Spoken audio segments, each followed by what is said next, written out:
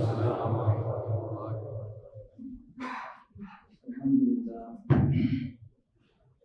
لله رب العالمين والعاقبة للمتقين والصلاة والسلام على سيد الأنبياء والمرسلين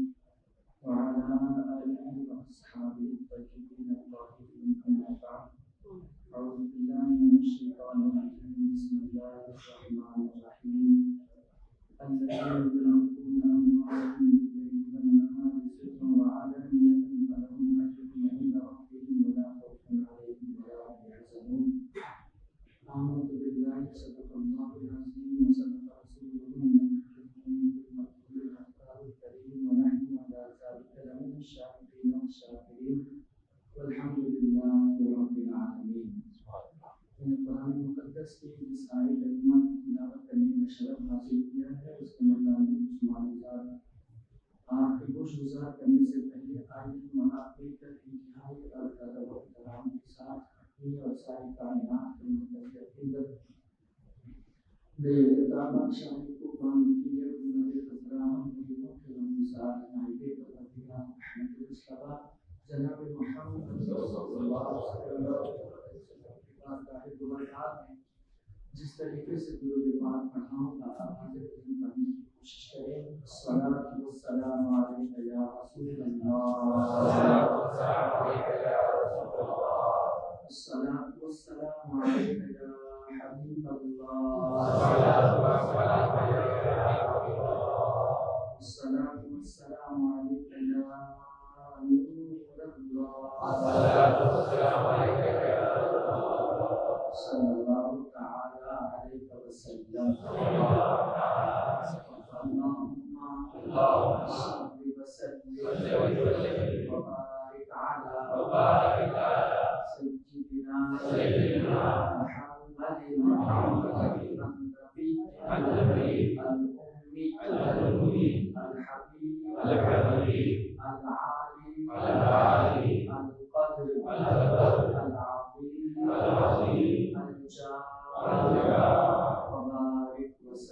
وبارک وسلم نویت سنت الاعتکاف۔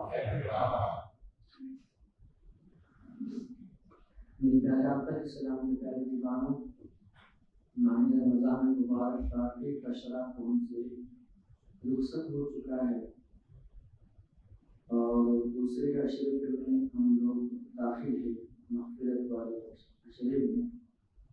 اور اس کے بعد والا جو اشرا ہے وہ جہنم سے آزادی کا آئے گا۔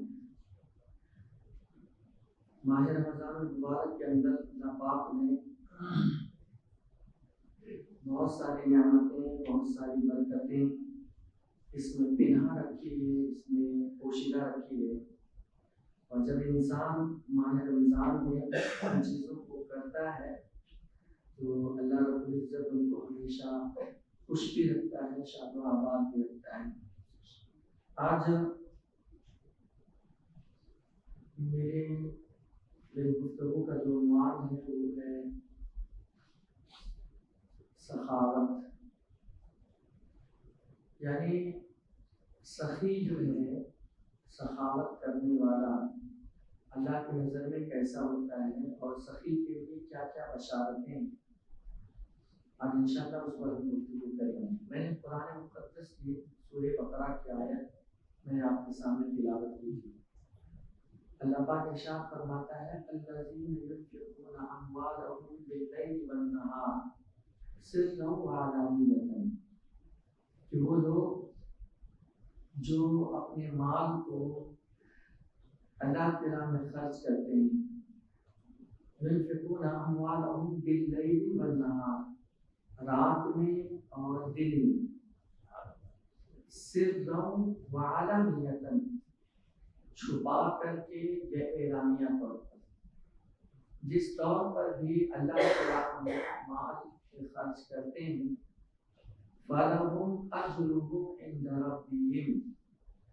تو ان کے لیے ان کا اجر ان کے رب کے پاس ہے۔ فَلَهُمْ أَجْرُهُمْ عِنْدَ رَبِّهِمْ، تو ان کے لیے ان کا اجر، ان کا بدلہ ان کے رب کے پاس ہے۔ وَلَا خَوْفٌ عَلَيْهِمْ وَلَا هُمْ يَحْزَنُونَ، اور نہ وہ آخرت میں خوف زدہ ہوں گے، نہ ان کو کوئی غم ہوگا۔ یعنی جس طرح اللہ پاک اولیاء کرام کو،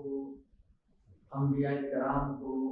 اپنے فضل سے ان کو بے نیاز کر دے گا اور کسی کا خوف نہیں رہے گا ان کے دل میں، اسی طرح اللہ رب العزت ان حضرات کو بھی جو دنیا میں سخاوت کرتے ہیں، سخی بنتے ہیں، لوگوں کا خیال کرتے ہیں، لوگوں کے ضرورت میں کام آتے ہیں، تو اللہ پاک قیامت کے دن ایسے لوگوں کو بھی تمام پریشانیوں سے محفوظ فرما کر انہیں بے خوف اور بے خطر فرما دے گا، انہیں کوئی خوف نہیں ہوگا۔ یہ قرآن کہتا ہے۔ اب اس سلسلے میں میں کچھ حدیث پاک آپ کے سامنے پیش کرنا چاہتا ہوں، اس لیے کہ یہ ایسی چیز ہے جس کو اللہ پاک نے بہت ہی اس پر زور دیا ہے، بہت زور دیا ہے، اور اسی لیے اکثر میں اس پر زور دینے کی کوشش کرتا ہوں۔ قیامت کا دن ہوگا اور بہت مشہور حدیث ہے، قیامت کا دن ہوگا اور قیامت کے دن ایک آدمی آئے گا تو اللہ پاک اس سے پوچھے گا کہ اے بندے یہ بتا، میں بھوکا تھا تو نے مجھے کھانا نہیں کھلایا،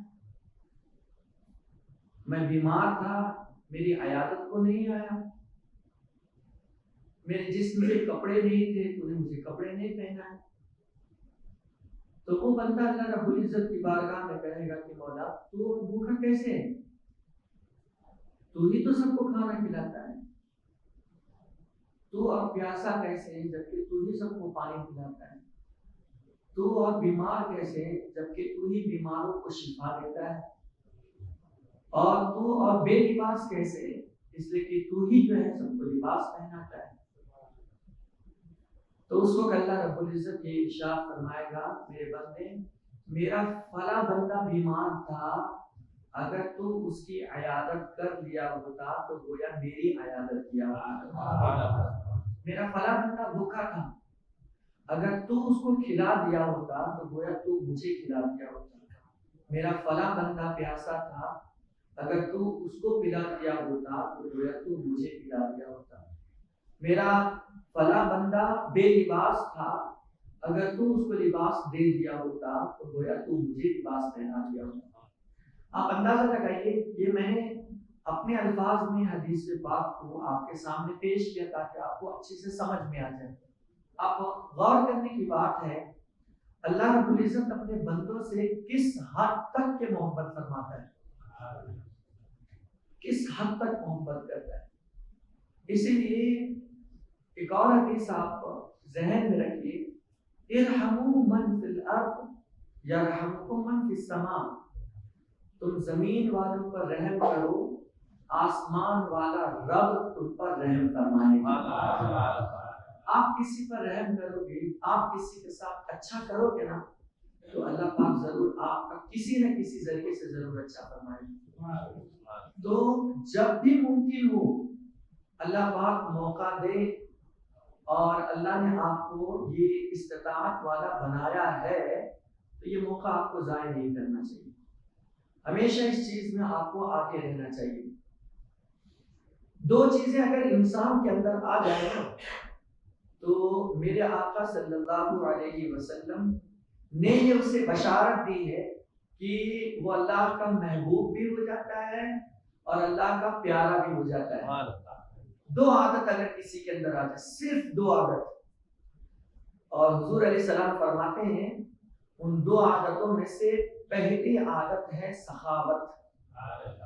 اور دوسری عادت ہے نیک عادت، جسے آپ کہتے ہیں اخلاق، آپ کا کردار، بات کرنے کا انداز، لوگوں سے ملنے ملانے کا ڈھنگ، یہ دو عادتیں اگر مسلمان کے اندر آ جائے تو سمجھ لیں کہ یہ گارنٹی ہے رسول پاک کی طرف سے کہ آپ اللہ کے پیارے ہیں۔ لیکن یہ دو چیزیں اگر آپ غور کریں گے تو مسلمانوں کے 80% لوگوں کے دلوں میں نہیں ہے، 80% لوگوں کے دل میں یہ بات نہیں ہے۔ چند ہی گنے ہوئے لوگ ہیں جو بے خوف و خطر آنکھ بند کر کے اللہ کی راہ میں جو ہے وہ قربان کر دیتے ہیں، چند ہی لوگ ہیں، ورنہ آج کچھ ایسے لوگ ہیں جن کو اللہ پاک نے بہت سارا نوازا ہے، بہت سارا نوازا ہے، لیکن جب ان کو کوئی اچھی بات آپ سمجھاؤ تو اس میں کچھ نہ کچھ اپنا مطلب نکال کر کے یا کچھ نہ کچھ آرگیومنٹ کر کے وہ موضوع کو ہی ہٹا دیتے ہیں۔ وہ یہ نہیں سمجھتے ہیں کہ میں یہ بظاہر دے رہا ہوں تو اس میں میرا کم نہیں ہونا ہے، اللہ پاک اس میں بڑھانا ہی بڑھانا ہے۔ عالم اگر اس نے 20 سال پڑھا ہے، 25 سال پڑھا ہے، اگر وہ اپنا علم لوگوں کو نہ بانٹے نا، لوگوں میں تقسیم نہ کرے، لوگوں کو نہ سکھائے، اس کا علم گھٹتا چلا جائے گا۔ حافظ قرآن اگر تراویح نہ سنائے نا اور وہ قرآن یاد نہ کرے، لوگوں کو پڑھ کر نہ بتائے تو دھیرے دھیرے بھولتا چلا جائے گا۔ کنواں اپنے سمندر کا پانی، کنواں اپنے اندر کا پانی لوگوں کو نہ بانٹے نا تو اس میں کیڑا پن آ جاتا ہے، پیلا پن آ جاتا ہے، ہرا پن آ جاتا ہے، بدبو آنے لگتی ہے۔ لیکن جیسے ہی وہ پانی اپنا دوسروں کو بانٹتے رہتا ہے، اللہ اس کو اور تازگی عطا فرماتا ہے۔ کیا آپ نے غور کیا ہو؟ بس اسی طرح ہے انسان کا معاملہ، کہ انسان کو اللہ پاک نے بس اسی طرح بنایا ہے۔ آپ کو اللہ پاک نے جو مال دیا ہے نا، اگر آپ اس میں سے خرچ نہیں کرو گے نا تو حضور صلی اللہ علیہ وسلم کی حدیث پاک ہے کہ وہ مال یا تو آپ کا چوری ہو جاتا ہے یا مال آپ کا تباہ ہو جاتا ہے۔ تو سرکار نے فرمایا زکوٰۃ اور صدقے کے ذریعے سے نکال کر کے اپنے مالوں کو مضبوط قلعے میں محفوظ کر لیا کرو۔ جب اس کی ساری چیزیں نکل جائیں گے نا تو آپ کا فریش مال رہے گا، اور کوئی بھی چیز فریش رہتی تو اس میں برکت تو آتی ہے نا، اس میں برکت آتی ہے یقینی طور پر۔ تو اس لیے انسان کو یہ چاہیے کہ جب بھی اللہ پاک موقع دے تو اس کام میں پیچھے نہیں ہٹے۔ تو فرماتے ہیں کہ 2 عادت ایسی ہے، حضور نے فرمایا، جنہیں اللہ تعالیٰ دوست رکھ لیتا ہے، محبوب بنا لیتا ہے۔ اس میں سے پہلا شخص سخی جو ہوتا ہے اس کی عادت کو، اور دوسرا جو ہے وہ نیک عادت والے کو۔ اور نیک عادت تو جس کو مل جائے تو آپ سمجھ لیں کہ وہ تو انسان اس دور کا ولی ہے۔ ورنہ آج تو حالت ایسی ہے کہ باتوں باتوں پر لڑائی، باتوں باتوں پر گالی، باتوں باتوں پر جھگڑے، مارم پیٹی، اور پتہ نہیں کیا کچھ کر دیتے ہیں۔ اللہ رحم و کرم فرمائے۔ تو اس لیے انسان کے اندر اخلاق حسنہ کا، اچھی عادات کا آنا بہت زیادہ ضروری ہے۔ اور قیامت کے دن جو سب سے زیادہ وزنی بھاری عمل میزان پر اگر کوئی ہوگا تو وہ انسان کی اچھی عادت ہی ہوگی۔ نماز، روزہ، حج و زکوٰۃ سب بعد میں، اس کا وزن اخلاق کے معاملے میں، اخلاق کے بالمقابل ہلکا ہوگا، لیکن اخلاق کا وزن بھاری ہوگا۔ نماز، روزہ، حج و زکوٰۃ یہ صرف 20% ہے اسلام کا، بس باقی 80% تو انسان کے معاملات ہے، کہ اسلام کو آپ لوگوں کے سامنے کیسے پیش کر رہے ہو، آپ اپنی زندگی سے اسلام کو لوگوں کے سامنے کیسے ظاہر کر رہے ہو۔ اس لیے کہ سب نے تو قرآن نہیں پڑھا ہے، نہ سب نے تو حدیث پڑھی ہے، نہ سب نے تو بزرگوں کی داستان پڑھی ہے۔ جو انسان پڑھتا ہے غیر، وہ صرف آپ کو پڑھتا ہے۔ جو انسان دیکھتا ہے وہ آپ کو دیکھتا ہے۔ جو انسان حدیث کو پرکھنا چاہتا ہے وہ آپ کو پرکھتا ہے۔ جو انسان قرآن کو سمجھنا چاہتا ہے وہ آپ کو سمجھتا ہے۔ کہتے ہیں کہ یہ مسلمان ہے تو ایز اے مسلم قرآن تو ان کی زندگی میں ہوگا، یہ مسلمان ہے تو ایز اے مسلم حدیث پاک تو اس کی زندگی میں ہوگا، یہ مسلمان ہے تو ایز اے مسلم نبی کی سیرت اور نبی کی عادات، نبی کے اخلاق، نبی کے کردار ایز اے مسلم اس کی زندگی میں ہونا ہے۔ تو انہوں نے وہ چیزیں نہیں پڑھی ہوتی ہے اور وہ چیز ہماری زندگی میں تلاش کرتی ہے، یہ لوگ کرتے ہیں۔ اور جب آپ اپنے نبی کی سیرت سے ہٹ کر کے کام کرتے ہو نا، یا آپ کے عادات اچھے نہیں ہوتے ہیں، تو معاذ اللہ یہ لوگ سمجھتے ہیں کہ یہ بھی ایسے ہی ہے اور ان کا نبی بھی معاذ اللہ ایسے ہی، کیونکہ انہوں نے قرآن نہیں دیکھا ہے، انہوں نے حدیث نہیں دیکھی، وہ آپ کو دیکھتے ہیں، وہ آپ کو جج کرتے ہیں۔ وہ ہے نا واقعہ کہ ایک بس میں ایک مسلمان جو ہے وہ سفر کر رہا تھا اور جو کنڈکٹر ہوتا ہے ٹکٹ بیچنے دینے والا، اس نے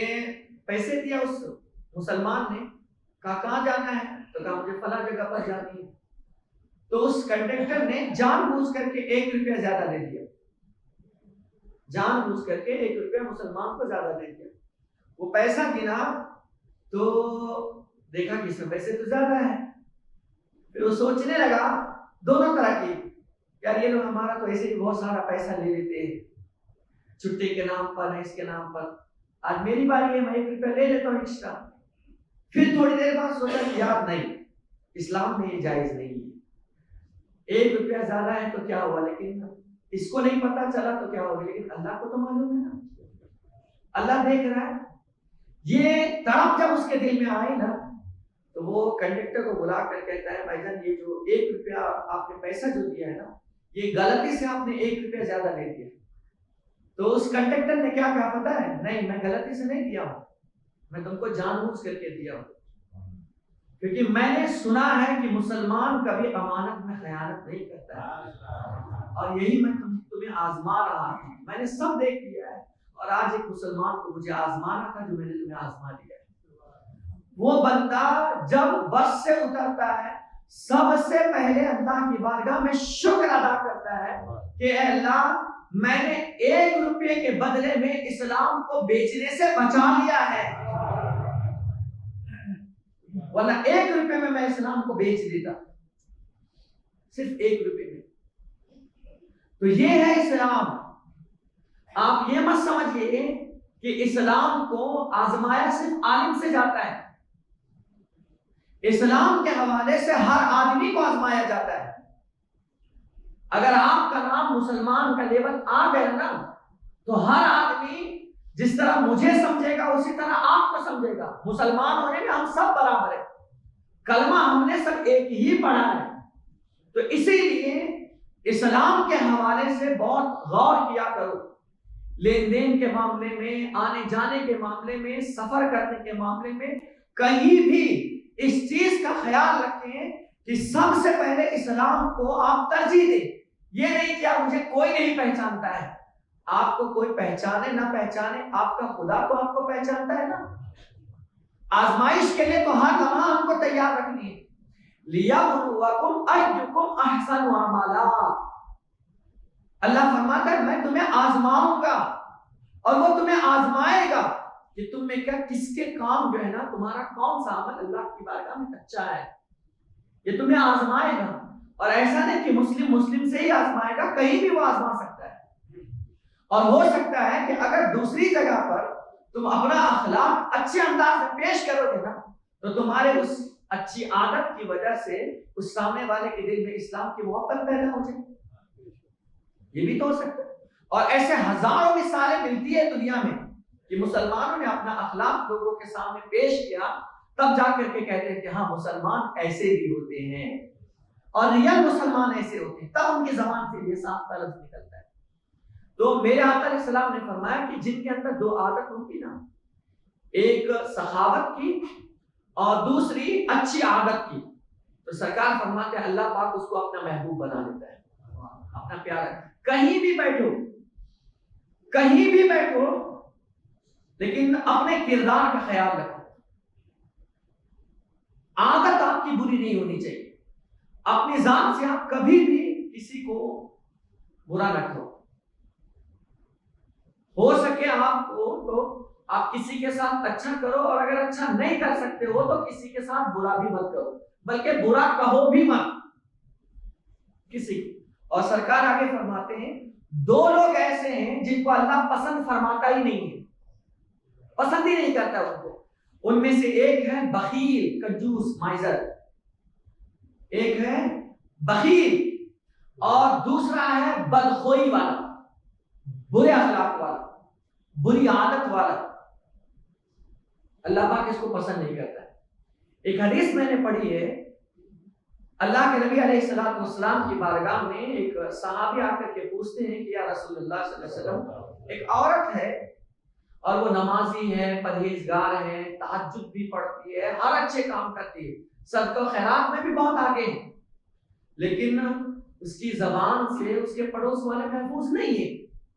تو سرکار نے بلا ساختہ فوراً کہا وہ عورت جہنمی ہے، فوراً کہا حضور نے کہ وہ جہنمیہ ہے، جہنمیہ۔ پھر سوال کیا یا رسول اللہ، ایک ایسی عورت ہے جو صرف فرض پر عمل کرتی ہے لیکن اس کی زبان سے اس کے پڑوس محفوظ ہے، سرکار نے فرمایا وہ عورت جنتی ہے۔ اور یہ صرف عورت ہی کے لیے نہیں ہے، یہ مرد کے لیے بھی ہے۔ اگر آپ کی زبان صحیح نہیں ہے نا، آپ چاہے نمازی ہو، حاجی ہو، پرہیزگار ہو، کچھ بھی ہو، آپ کی عادت اگر صحیح نہیں ہے، آپ کی زبان میں نرمی نہیں ہے نا، تو آپ کچھ بھی ہو اللہ کی بارگاہ میں اچھے نہیں ہوا، آپ کو جہنم میں جانا پڑے گا، چاہے آپ نمازی کیوں نہ ہو، پرہیزگار کیوں نہ ہو، کچھ بھی کیوں نہ ہو، لیکن اگر آپ کی عادت اچھی نہیں ہے تو آپ سمجھ لو کہ آپ کا ٹھکانہ جہنم ہے۔ لیکن اگر آپ صرف فرض پر عمل کرتے ہو، زیادہ کچھ نہیں کرتے ہو، جو اللہ نے حرام کر دیا اس کو حرام مانتے ہیں، جو حلال رکھا ہے اس کو حلال جانتے ہیں، اور فرض پر عمل اور اپنی ذات سے کسی کو آپ نہیں ستاتے،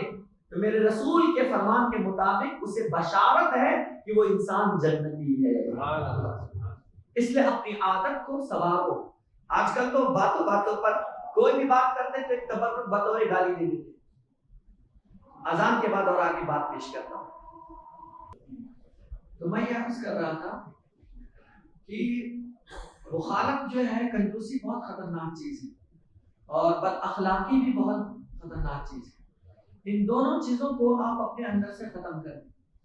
سخی کا ہونا، بلکہ آپ کو بتاؤ خود میرا اللہ خود سخی ہے، سب سے بڑا سخی تو میرا اللہ ہے،